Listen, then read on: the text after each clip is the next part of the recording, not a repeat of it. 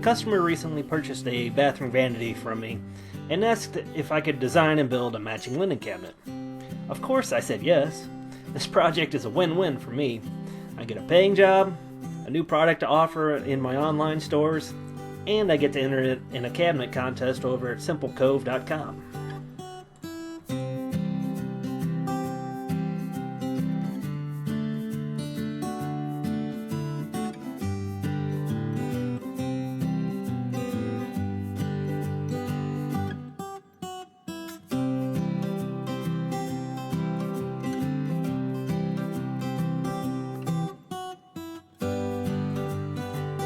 I started out just like I do on all my other vanities and cabinets by building the carcass, or the body of the cabinet. I use mortise and tenon joinery for all my pieces, as these are just extremely strong joints even though nobody will ever notice them. An important step in the process of doing mortise and tenon joinery is marking out the pieces. An easy way to do this is to simply make all the measurements on one leg and then carry them over to the next leg.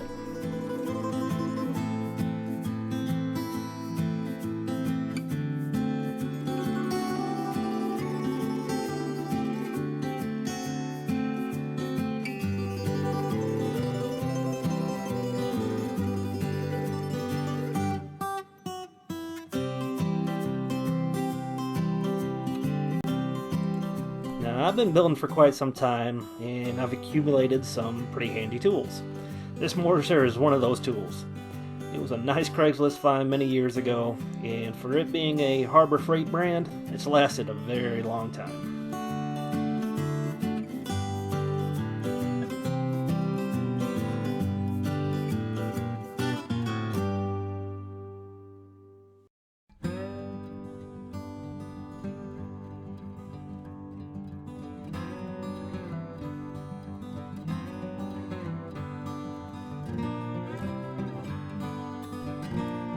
When I upgraded my table saw a few years ago, I also upgraded my tenoning jig. Before, I just had a shop-made jig that fit over the fence, and it worked fine. But since I use mortise and tenon joinery on most of my pieces, this is a very nice tool to have around.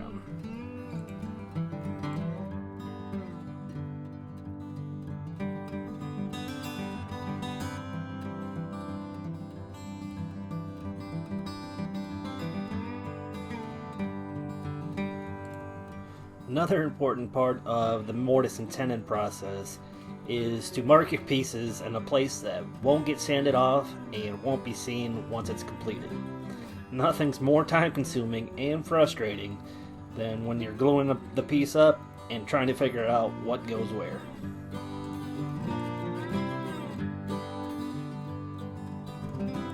A successful dry fit is always a happy moment, because this is when you begin to actually see the project take shape.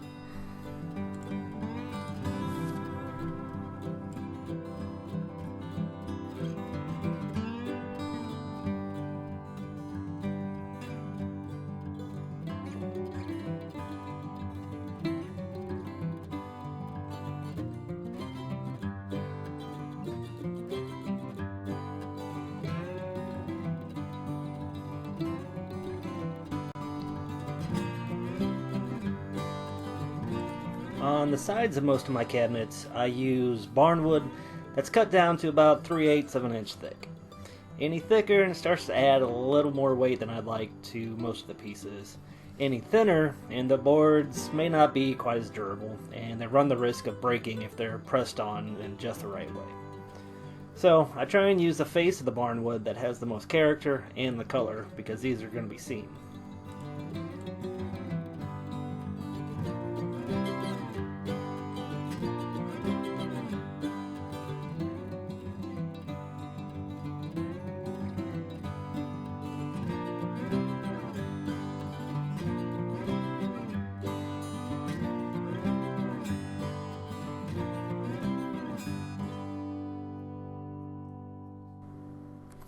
I've found that it's better to cut these side filler pieces a little bit longer and a little bit wider initially, and then plane them down to size. This way I can assure they're a tight fit in those slots that I cut into each of the legs.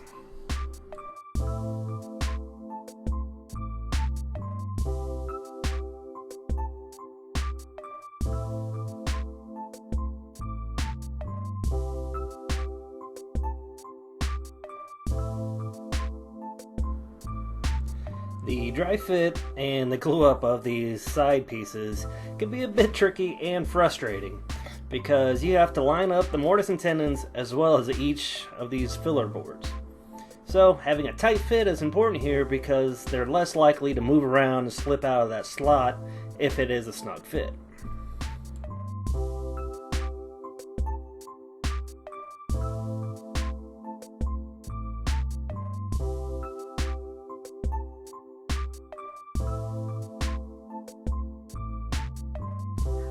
When gluing up the sides, you want to make sure that you're gluing up flat and square.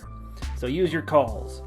If the side dries at even the slightest little twist and has some wonkiness to it, it'll only lead to huge headaches further down the road.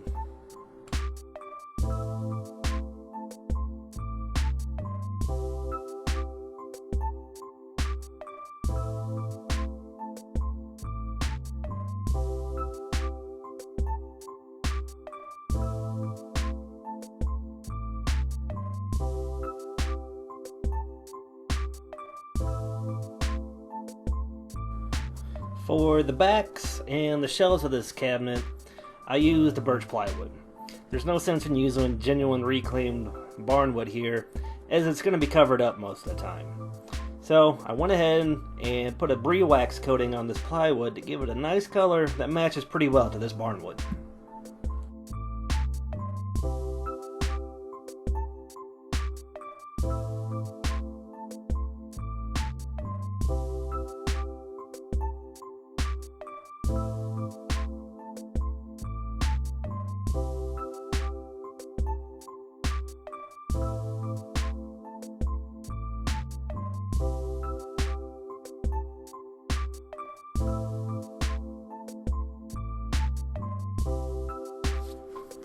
The doors are built with a pretty standard method in the shaker style.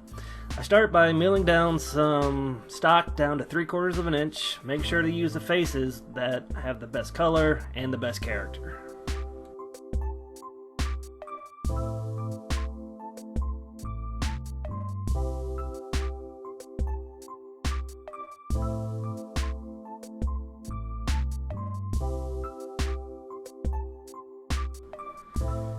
To make the necessary slots and tenons, I actually used a tongue and groove bit that I recently purchased for another project. So much of woodworking is making sure the tools and machines are set up properly. Taking the time to set the height of the blades made making these doors such a breeze.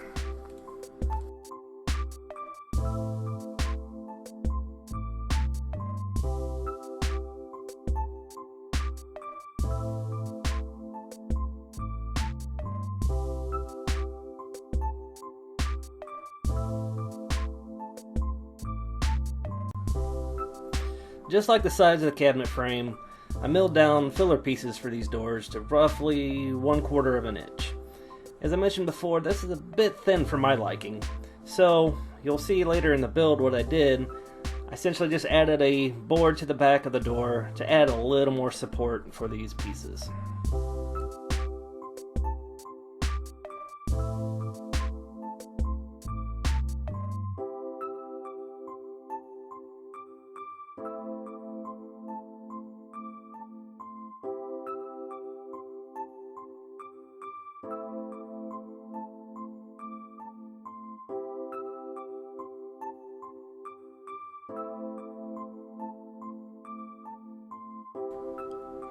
Anyone who's built cabinet doors knows the importance of making and gluing the door straight and flat. Now, the hinges can give you a little room for adjustment if they're a little out of whack, but just like the sides of the cabinet, any kind of wonkiness will lead to big headaches.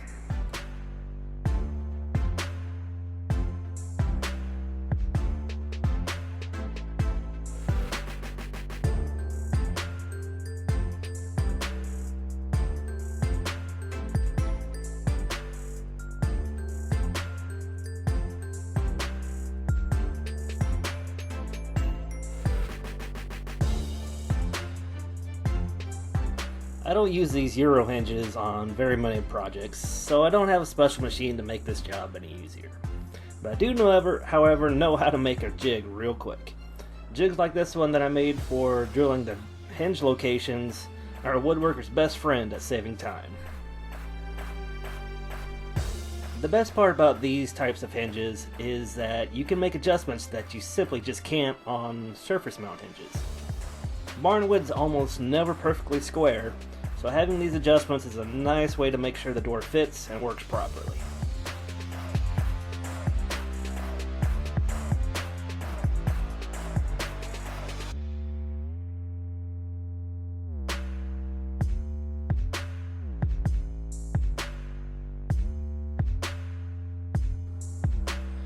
After I finished building the piece, I finished it with a coat of natural Danish oil, sealed it with a light coat of polyurethane.